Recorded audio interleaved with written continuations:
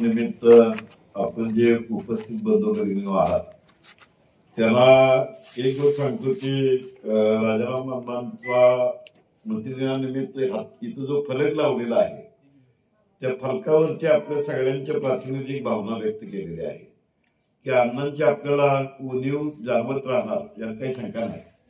तर मी सगळ्या नातेवाईकांशी चर्चा केली तर त्या चर्चेतून असं लक्षात आलं की अण्णा हे शेतीनिष्ठ होते, म्हणजे कृषीप्रधान संस्कृतीचे ते प्रतिनिधी होते. त्याचबरोबर पशुधनामध्ये जो बैल आहे त्या बैलावरती त्यांचं प्रेम होतं आणि व्यक्तिगत जीवनामध्ये फारसं औपचारिक शिक्षण झालं नसलं तरी कायम हसतमुख आणि हसतमुख राहणं फार उत्तम दागिना आहे.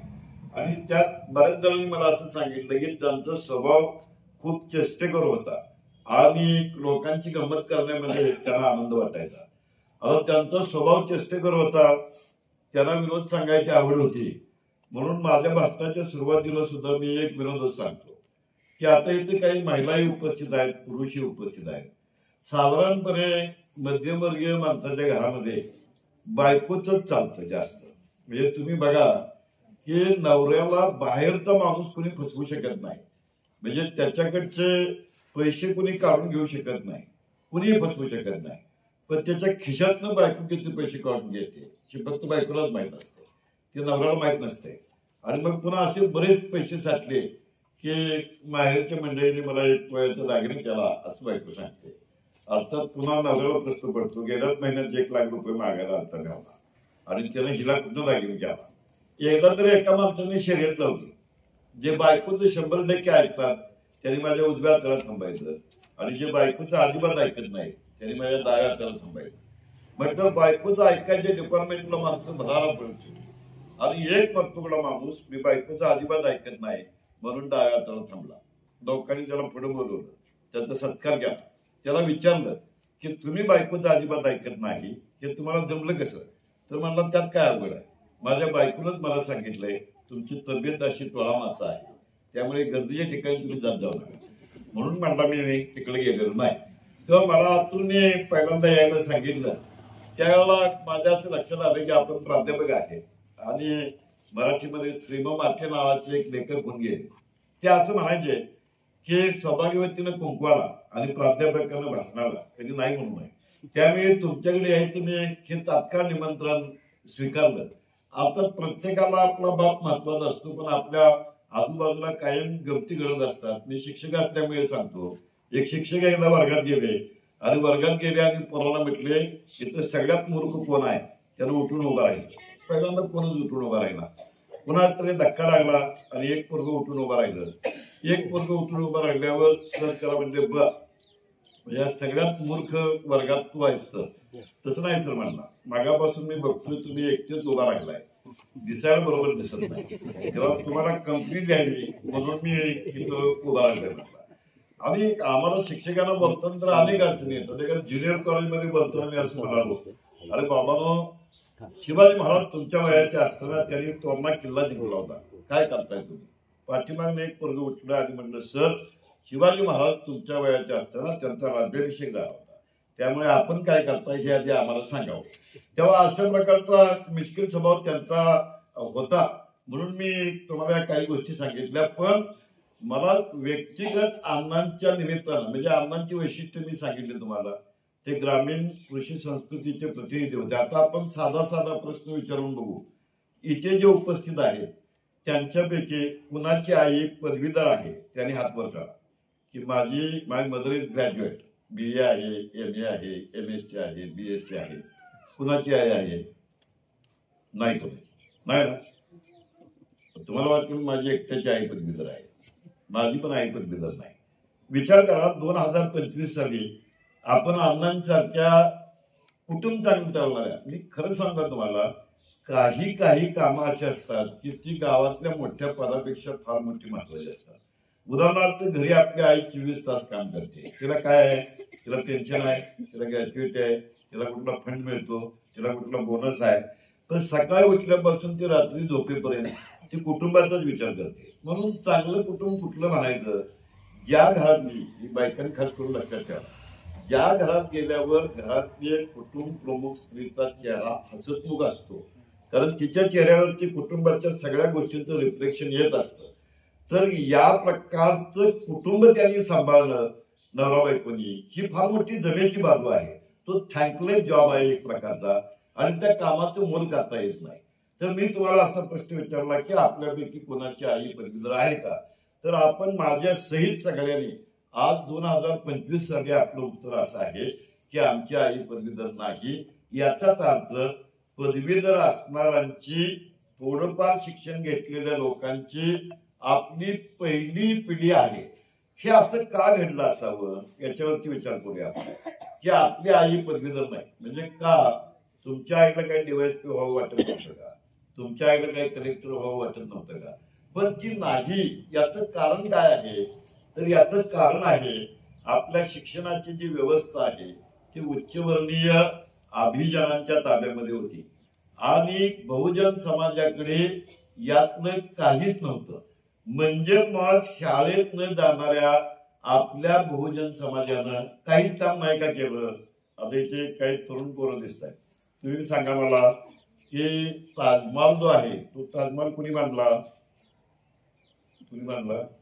नाही, मी नाही बांधला असं नाही कुणी बांधला. हा, त्यांनी फार चलाकीने उत्तर दिलं. एखाद्या साध्या माणसानं असं सांगितलं असतं की ताजमहाल हा शाहजहाननं बांधला. ताजमहाल शाहजहाननं का बांधला, तर मुमताजच्या आठवणीसाठी बांधला. म्हणजे आबाराबा आपल्याकडे ग्रामीण पाणीपुरवठा स्वच्छता मंत्री होते, ते कायम भाषणात सांगायचे की ताजमहाल मुमताजसाठी शाहजहाननं ताजमहाल बांधला, तुम्ही बायकोसाठी निदान घरात संडास बांधा, अशी ती सूचना सार्वत्रिकरित्या करायची. तर ताजमहाल शाहजहाननं बांधला हे तांत्रिकदृष्ट्या बरोबर आहे, पण या तुमच्या गावातल्या मुलांनी दिलेलं उत्तर आहे ते अधिक अचूक उत्तर आहे. ताजमहाल बांधला तो गवंड्यांनी बांधला.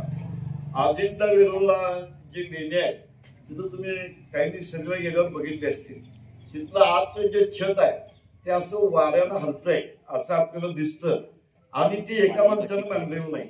500-700 वर्ष आजोबानं बांधलं, पुन्हा पोरगा बांधायला लागला, पुन्हा त्याच्या नातवानं बांधलं.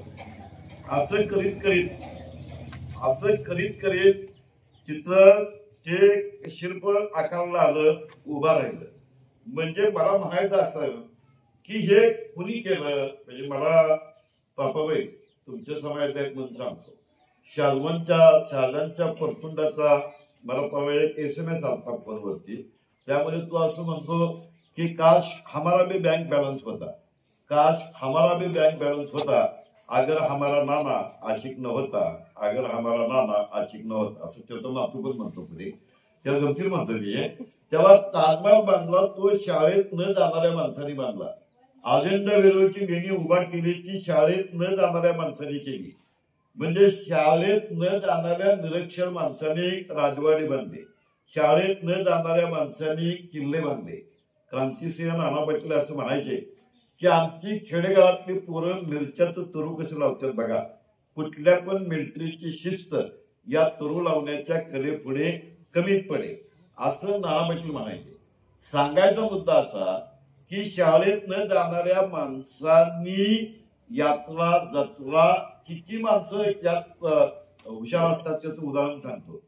आपल्या सांगोला तालुक्याजवळ पाचेगाव म्हणून गाव आहे, त्या पाचेगावचा बालम म्हणून एक तमाशा कलावंत आहे. म्हणजे किती विनोद बुद्धी जपलेली आहे त्याचं उदाहरण म्हणून सांगतो.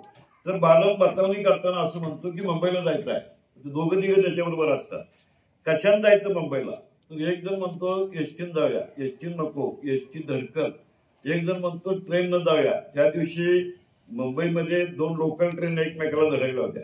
नाही म्हणला, त्यांची काही गॅरंटी नाही, एकमेकाला धडकत्यात. ट्रॅक्टरवरनं जाऊया, ती गाणी ऐकाय परवडत नाही म्हणला. आणि जायात कशाला, तर जायात कशाला म्हटल्यावर तो म्हणतो की आपण JCBनं जाऊया, JCBनं. JCBत गेल्यावर म्हणला फायदा काय, म्हणला त्या हौद्यात बसलं की सगळं गाव बघत उभं राहते की कशी निघाल्यात म्हणून. मग आधी काय फायदा आहे म्हणला JCBचा अनेक फायदा असा आहे म्हणला, वाटेत जर अपघात झाला तर JCB आपला आपण खड्डा काढतंय, आपल्या सगळ्यांनी उचलतंय, खड्ड्यात घालते, वरनं माती घालते, गावाला तकतक नाही, पावलेपैकी तकतक नाही. माझं सांगायचा मुद्दा असा की शाळा शिकलेलं नाही, बाळ निरक्षर आहे. आणि तुमच्या अण्णा सुद्धा याच प्रकारचे विरोध करत असतात याची मला 100% खात्री आहे. म्हणजे आपल्या ग्रामीण संस्कृतीमध्ये शाळेत न जाणाऱ्या माणसांनी अनेक प्रकारचे शेतीचा शोध तर एका बाईने लावला.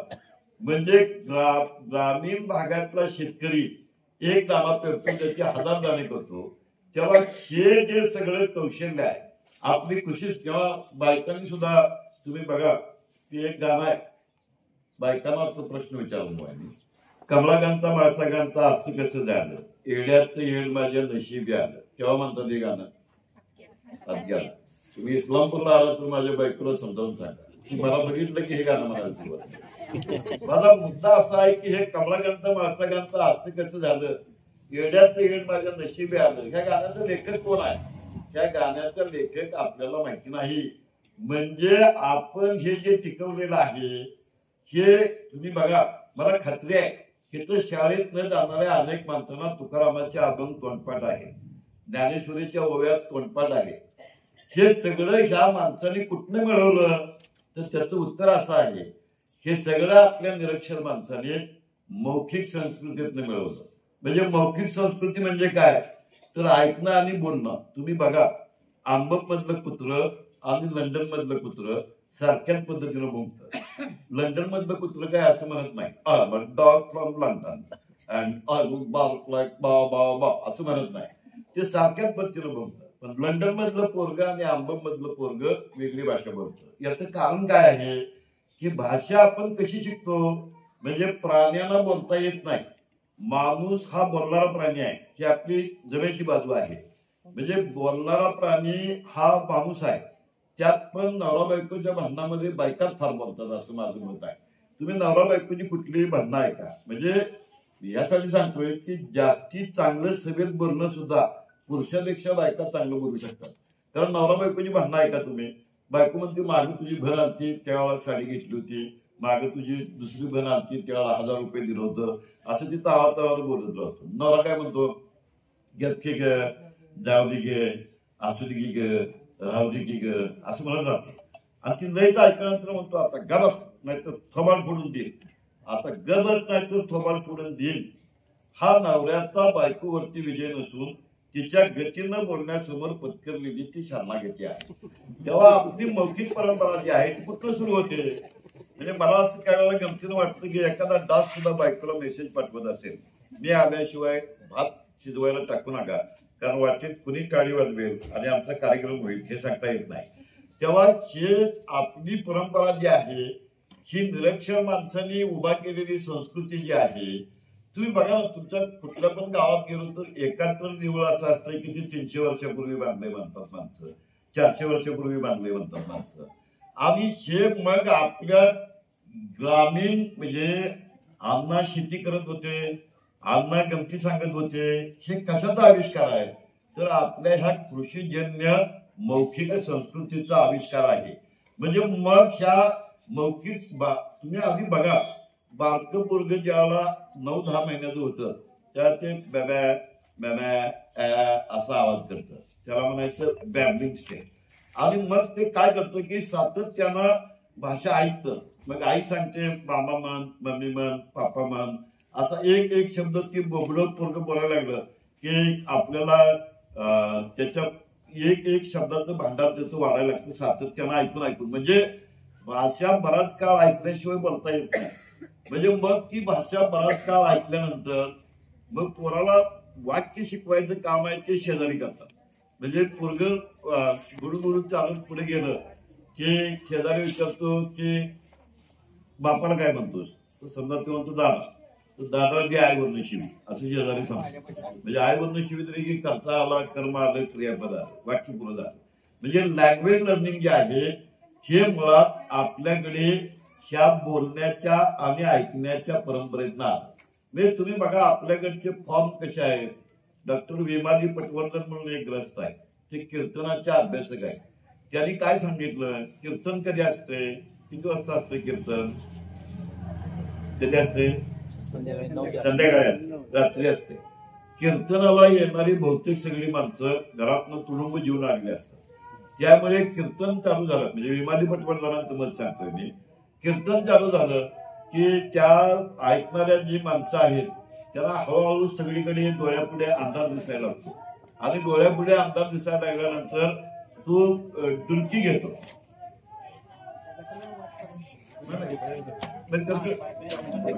मी थांबतो ना.